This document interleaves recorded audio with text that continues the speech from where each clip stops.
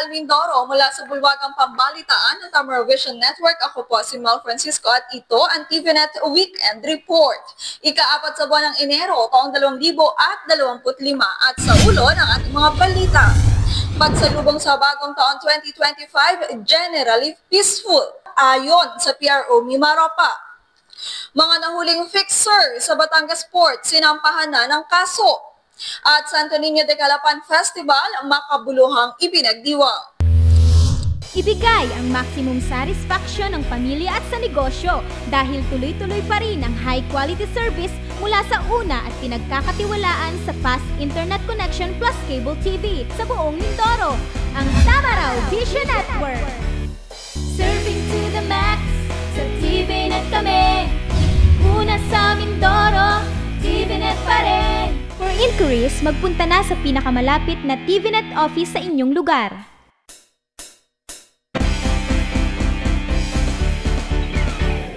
Sa detalye ng ating mga balita, sa pangunguna ni Bishop Moises Magpantay Cuevas, formal na nailunsad ang hubileyong taon 2025 sa Bikaryato Apostoliko ng Calapan.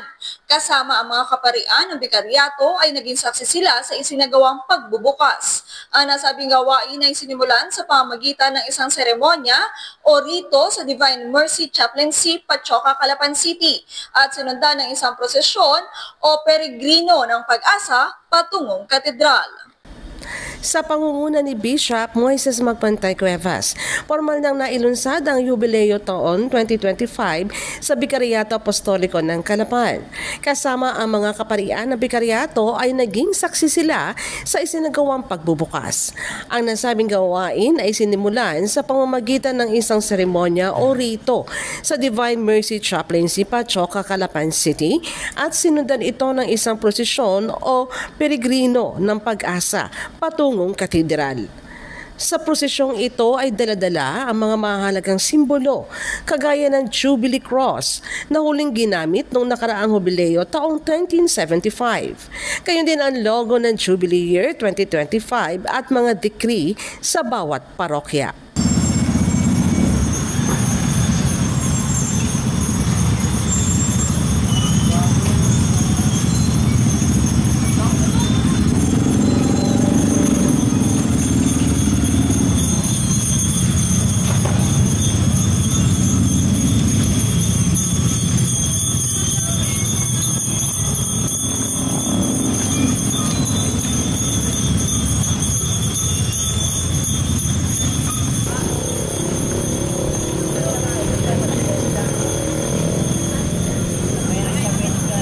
Nagsimula ang taon ng Jubileo ng Pag-asa sa pagbubukas ng Jubilee Door ng St. Peter's Basilica noong nakaraang December 24, 2024 at magtatapos sa January 6, 2026. Pangarap at dalangin ng Santo Papa Francisco na ang buong taon ng Jubileo ay maging isang taon ng buhay na karanasan ng grasya at pag-asa para sa lahat. Naging mapayapa sa pangkalahatan ang naging selebrasyon ng bagong taon sa rehiyong Mimaropa. Bagamat mayroong naitalang 41 firecracker-related incidents, walang major crimes ang reported. Ang detalye sa ulat na ito. Naging mapayapa sa pangkalahatan na naging selebrasyon ng bagong taon sa rehiyong Mimaropa, kung saan ay walang naitalang hindi magandang pangyayari o kaguluhan na nauwi sa krimen sa mga nasasakupang probinsya.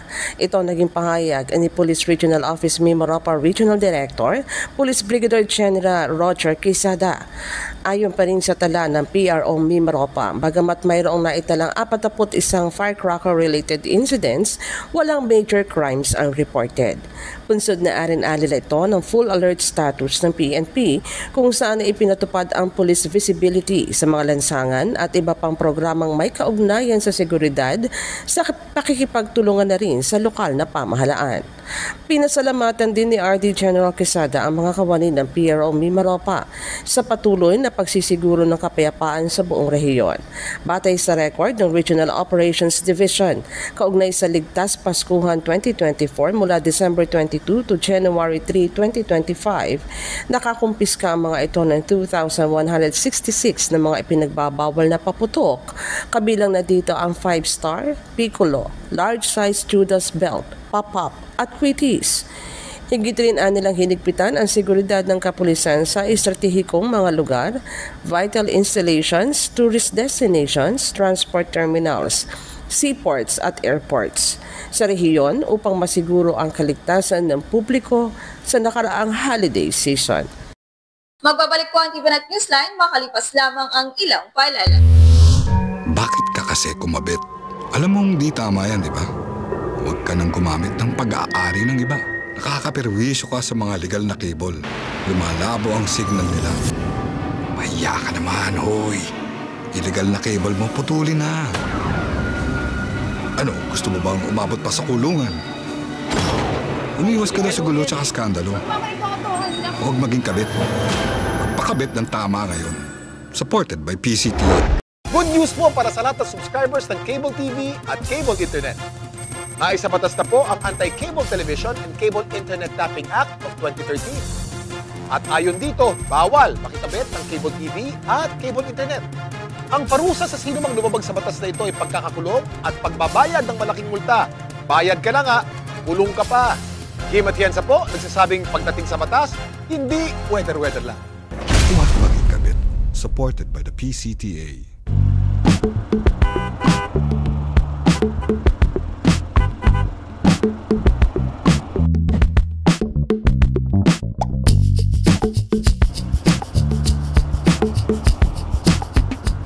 Ibigay ang maximum satisfaction ng pamilya at sa negosyo dahil tuloy-tuloy pa rin ang high-quality service mula sa una at pinagkakatiwalaan sa fast internet connection plus cable TV sa buong Mindoro, ang Tamaraw Vision Network.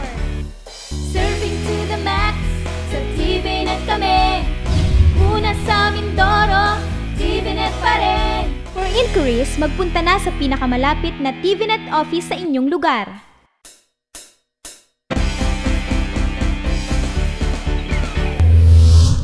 Sa pagpapatuloy ng ating mga balita, tulad sa mga naganap na pagdiriwang sa nakalipas na mga taon, muling inilibot ang imahe ng Santo Niño sa Kabayanan hanggang sa kabukiran ng lungsod ng Calapan upang bigyang basbas, pagpapala, proteksyon at gabay ang mga mamamayan ng lungsod. Bisperas ng kapistahan, ika-31 ng Disyembre. Tulad sa mga naganap na pagdiriwang sa nakalipas na mga taon, muling inilibot ang imahe ng Santo Niño sa Kabayanan hanggang sa kabukiran ng lungsod ng Calapan upang bigyang basbas, pagpapala, proteksyon at gabay ang mga mamamayan ng lungsod, bisperas ng kapistahan, ika-31 ng Disyembre. Nagsimula ang motorcade alas 12 ng tanghali hanggang alas 5 ng hapon. Baon ng pananalig, sumama sa paglalakbay ang ilang mga mamamayan sa pangunguna ni Reverend Father Andy Luby at ilang pang kaparian. Mga parishioners ng Santo Niño Cathedral, mahigit sa 50 sasakyan ang nakaisa dito. Sa paglilibot ay makikita ang iba't ibang Kalapenyo, mapabata o matanda, mapalalaki o babae na matyagang inabangan ang pagdaan ng patron habang hawak ang kanilang imahen ni Santo Niño.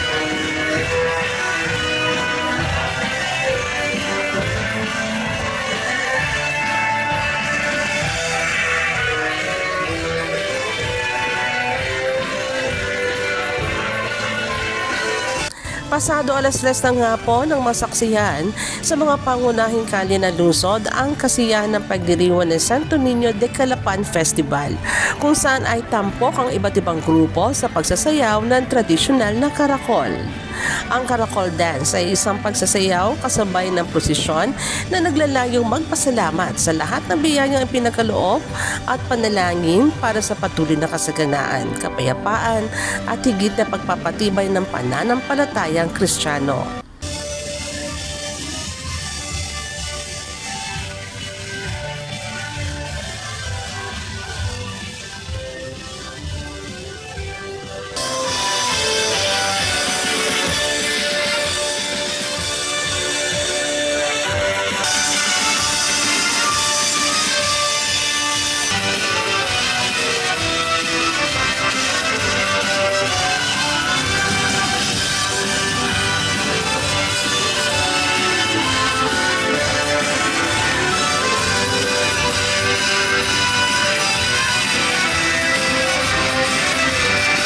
Araw mismo ng kapistahan ng 1 ng Enero.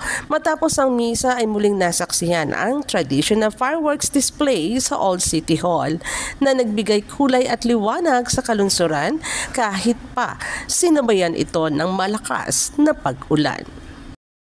Sa nakalipas na holiday season, kasabay ng pagdagsa ng mga tao sa pantalan, samot-saring reklamo ang inihayag ng mga pasahero. Bukod sa kakulangan sa barko, sistema sa pantalan, naglipa na rin anila ang mga scammers at fixers. Sa nakalipas na holiday season, kasabay ng pagdagsa ng mga tao sa pantalan, samot-saring mga reklamo ang inihayag ng mga pasahero. Bukod sa kakulangan sa barko, sistema sa pantalan, naglipa na rin nila mga scammers at fixers. Ayon sa PPA, mariin nilang kinukundina ang mga fixers sa Batangas Port na nagpapahirap sa mga pasahero. Ang pagkahulian nila ng 2 suspect sa panluloko sa mga pasahero sa nasabing pantalan ay isang matinding paalala at aral para sa mga individual na nagsasamantala sa mga mamamayan sa pamamagitan ng mga iligal na gawain. Isaan nila ito sa kanilang pagtugon sa mga natanggap nilang reklamo. Sa bahagian nila ng PPA, inilipat na rin ang entrance gate sa Batangas Port para makaiwas din sa mga nag-aalok ng insurance sa labas ng pantalan, pero dahil nila holiday rush ay sinamantala pa rin ito ng ilang scammer para manloko ng kapwa at maningil ng triple sa mga pasaherong nais lang umuwi. Nilinaw din ng ahensya na hindi konektado sa sinumang empleyado nito ang 2 nahuling fixer sa Batangas Port nakaraang December 23, 2024 sa pamamagitan ng Joint Entrapment Operation ng Philippine National Police, Maritime Group, PPA Port Police at Philippine Coast Guard Batangas. Sinampahan na ng kaso ang 2 nahuling fixer sa Batangas Port.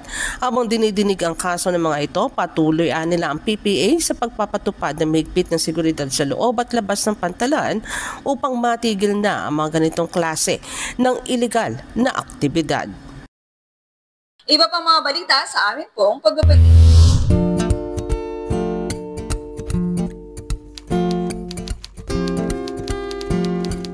Inday, pakiligpit nga itong mga kinalat ng mga bata.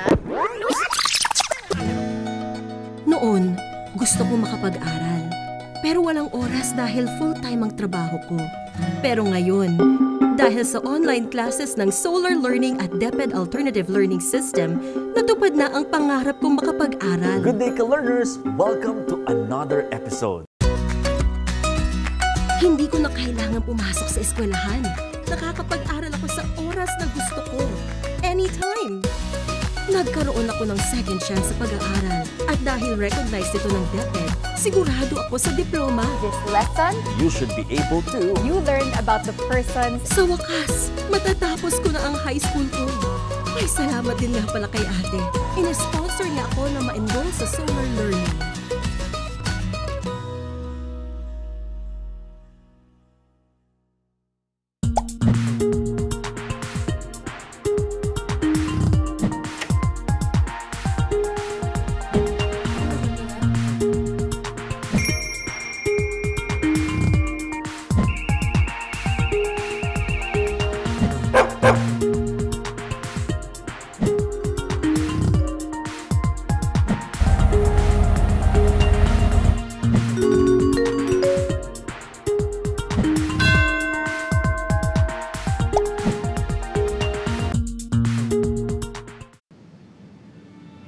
In chasing my dreams, every day is a race. For every second I dedicate and every effort I put in, I want bigger results to come out. To turn every small step into the biggest achievement. For every little triumph leads me to a brighter future. Whatever your journey, go with our new fuels designed for efficiency. Choose Shell Fuels. Naging pangkalahatang mapayapa rin ang pagsalubong ng bagong taon sa mga kulungan sa Southwestern Tagalog Region ayon sa Bureau of Jail Management and Penology Regional Office Mimaropa. Wala nilang naitalang insidente sa loob ng 19 na piitan ng Oriental at Occidental Mindoro, Marinduque, Romblon at Palawan. Naging pangkalatang mapayapa ang pagsalubong ng bagong taon sa mga kulungan sa Western Tagalog Region. Ayon sa Bureau of Jail Management and Penology o BJMP Regional Office, Mimaropa. Sa inilabas na pahayag, sinabi ni Operations at Information Officer Jail Officer 3 Geoffrey Anglo na walang naitalang insidente sa loob ng 19 na piitan ng BJMP sa mga lalawigan ng Oriental at Occidental Mindoro, Marinduque, Romblon at Palawan. Kasabay nito, binati rin ni BJMP Mimaropa Regional Director Jail Senior Superintendent Clarence Mayangaw ang mga jail officer na nagdiwang ng bagong taon sa mga kulungan para magbantay at tumugon sa pangangailangan ng persons deprived of liberty o PDLs at kani-kanilang mga bisita. Matatandang ipinag-utos ng tanggapan ng BJMP sa lahat ng jail unit nito ang pagpapatupad ng mahigpit na seguridad sa lahat ng piitan para maiwasan ang anumang hindi inaasahang insidente sa kasagsagan ng pagsalubong ng bagong taon. 131 mga kambing ang pinamahagi ng Department of Agriculture Special Area for Agricultural Development Mimaropa sa mga magsasaka sa lalawigan ng Romblon. Sa kabuuan, nagkakahalaga ang mga nasabing kambing ng 1,740,950 pesos. Narito ang report. 131 mga kambing na nagkakahalaga ng 1,740,950 pesos ang sunod-sunod na pinamahagi ng Department of Agriculture Special Area for Agricultural Development o DISAAD Mimaropa sa 4 na asosasyong tinutulungan nito sa probinsya ng Romblon bilang pangunahing suporta sa kanilang goat production project sa ilalim ng SAAD Program Phase 2. Kinabibilangan ng mga nasabing samahan ng Let's Farmers Association sa Barangay Dalahican, Concepcion, Pequeño Farmers Association sa Barangay Balogo, Calatrava, at Agnokno Communal Irrigators Association sa Barangay Agnokno at Claro M. Recto, Corn and Casaba Farmers Association sa Barangay CM Recto, kapwa mga nasa bayan ng Perol. Layunin ng proyekto na palakasin ang sektor ng paghahayupan sa lalawigan at maging bahagi ng pagtugon sa pangangailangan sa supply ng karne ng kambing sa probinsya. Ganoon rin na magkaroon ng alternatibong mapagkakakitaan ng mga magsasaka. Bawat samahan ay inaalagaan ng mga kambing sa kani-kanilang communal farm. Karamihan sa mga benepisyaryo ay magsasaka, kaya naman habang pinalalaki ang mga ito at hinihintay ng mga anak hanggang sa dumami, ay ipinagpapatuloy nila ang personal nilang hanap buhay tulad ng pagtatanim ng palay, gulay at pag-aalaga ng mga manok. Nagpaabot ng pasasalamat ang mga benepisyaryo sa SAAD program sa pagkakataong ibinigay sa kanila upang magkaroon ng alternatibong mapagkakakitaan. Bago naman ang pagdating ng mga kambing, sumailalim sa pagsasanay sa pag-aalaga at pagpaparami ng mga ito ang mga magsasaka. Binigyan rin sila ng pagsasanay sa pamamahala ng samahan upang matiyak na kasabay ng pagpapalago ng proyekto ay maayos rin nilang napapatakbo ang kanilang grupo. Mel Francisco Linco, nag-uulat mula sa Department of Agriculture, Mimaropa. At maaari niyo rin po kaming mapanood sa YouTube, i-type lang ang TVNet Newsline. Bisitahin at i-like rin ang aming Facebook page, Newsline Channel 10. At yan po ang kabuuan ng mga balita na kalap ng Newsline staff and crew sa mga nakalipas na araw. Para po sa inyong comments or suggestions sa mga balita at impormasyon na nais niyong iparating sa aming programa, tawag po lamang sa TVNet hotline sa numero bilang 043-288-4240. Ito po ang TVNet Newsline, katotohanan at serbisyo hatid sa mga Mindoreño.